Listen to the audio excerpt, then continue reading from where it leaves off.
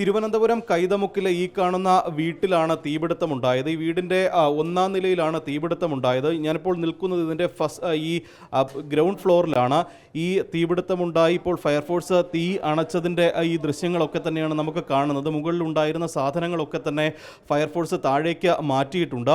ഈ ഭാഗത്തു കൂടിയാണ് ആദ്യം ഫയർഫോഴ്സും നാട്ടുകാരും ചേർന്ന് രക്ഷാപ്രവർത്തനം നടത്തുന്നത്. ഇതിൻ്റെ പ്രധാന വാതിലിന് സമീപത്തുള്ള ഈ സ്റ്റെയർകേസ് വഴിയാണ് ഈ രക്ഷാപ്രവർത്തകർ, ഈ നാട്ടുകാരും ഫയർഫോഴ്സും ഉൾപ്പെടെയുള്ളവർ ഈ മുകളിലത്തെ നിലയിലേക്ക് എത്തുന്നത്. ഈ മുകളിലേക്ക് കയറുന്നതിലടക്കം വലിയ ബുദ്ധിമുട്ടുണ്ടായിരുന്നു. ഇവിടെ മുഴുവൻ പുക നിറഞ്ഞ ഒരു അവസ്ഥയിലായിരുന്നു എന്നതാണ് നാട്ടുകാരും ഫയർഫോഴ്സും പറയുന്നത്.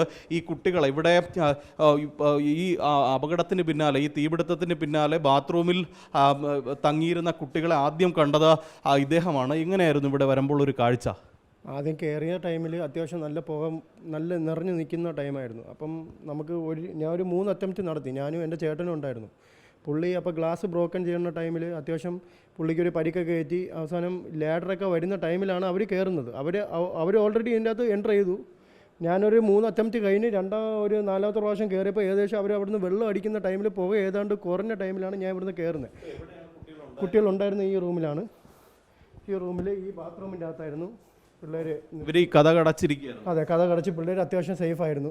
അപ്പം ഞാൻ ഈ റൂമിൽ അത്യാവശ്യം എൻ്റർ ചെയ്തപ്പോൾ നല്ല പുക പടലങ്ങളായിരുന്നു. അതിനിടയ്ക്ക് ഈ ഗ്ലാസ്സൊക്കെ ഏതാണ്ട് അവർ തുറന്നു ഗ്ലാസ്സൊക്കെ പുകയൊക്കെ പോകുന്ന ടൈമിൽ അത്യാവശ്യം നല്ല പുകയായിരുന്നു. ഈ കുട്ടികൾ ഇവിടെ ഉണ്ടെന്ന് എങ്ങനെ ആദ്യം അറിഞ്ഞത്?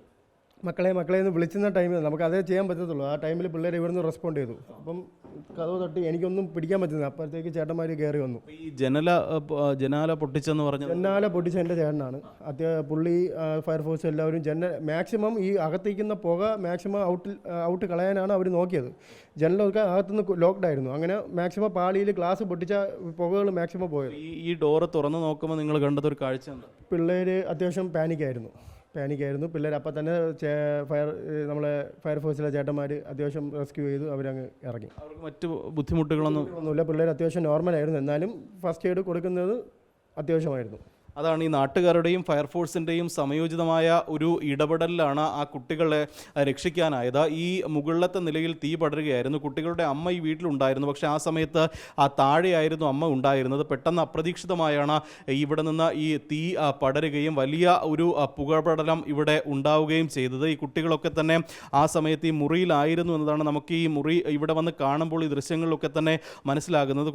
കുട്ടികൾ ഒരുപക്ഷെ പഠിച്ചുകൊണ്ടിരിക്കുന്ന ഒരു സമയത്താകാം ഇവിടെ ഒരു തീപിടുത്തം ഉണ്ടാവുകയും വലിയ പുക ഇവിടെ നിറയുകയും ചെയ്തത്. പക്ഷേ കുട്ടികളുടെ ഭാഗത്ത് നിന്നും ഒരു സമയോചിതമായ ഇടപെടൽ ഉണ്ടായി. തീപിടുത്തം ഉണ്ടായി എന്ന് കുട്ടികൾക്ക് ബോധ്യപ്പെട്ടതോടുകൂടി തന്നെ അവർ ഈ മുറിക്ക് സമീപമുള്ള ബാത്റൂമിൽ കയറുകയും ഈ കതക് അടയ്ക്കുകയും ചെയ്തു. അങ്ങനെ ഈ വലിയ പുക ഈ ബാത്റൂമിന് ഉള്ളിലേക്ക് കയറിയില്ല. അങ്ങനെ ഉടനെ തന്നെ ഫയർഫോഴ്സ് എത്തുകയും കുട്ടികളെ സാഹസികമായി തന്നെ ഈ മുറിയിലേക്ക് കയറി ബാത്റൂമിൽ നിന്ന് രക്ഷപ്പെടുത്തുകയും ചെയ്തിട്ടുണ്ട്. ഇപ്പോൾ ഈ 2 കുട്ടികളെയും സമീപത്തൊരു സ്വകാര്യ ആശുപത്രിയിലേക്ക് മാറ്റിയിട്ടുണ്ട്. ഏറ്റവും ആശ്വാസകരമായ കാര്യം അവരുടെ ആരോഗ്യനിലയിൽ മറ്റ് പ്രശ്നങ്ങൾ ഒന്നും തന്നെ ഇല്ല. ഷോർട്ട് സർക്യൂട്ടാണ് ഈ തീപിടുത്തത്തിന് കാരണം എന്നതാണ് പ്രാഥമികമായി ഫയർഫോഴ്സ് നൽകുന്ന വിവരം.